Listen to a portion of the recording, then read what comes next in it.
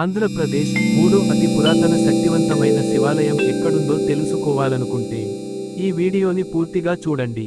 గుండు సూది శ్రీకాళహస్తీశ్వర స్వామి ఆలయం.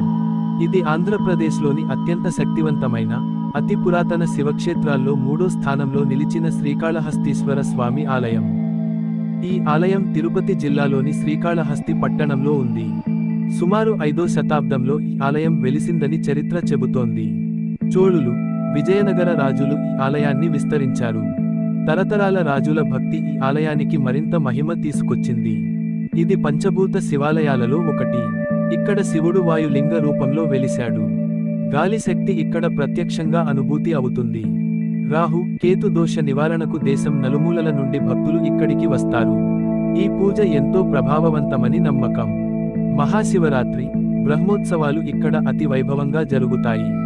ఆ రోజుల్లో శివాలయం భక్తులతో కిటకిటలాడుతుంది.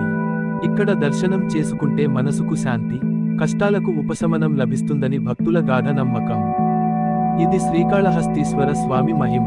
ఈ వీడియో మీకు నచ్చినట్లయితే లైక్ చేసి, షేర్ చేసి మన ఛానల్ను సబ్స్క్రైబ్ చేసుకోండి. మరో కొత్త వీడియోతో రేపు కలుద్దాం. హర హర మహాదేవ. శంభో శంకర.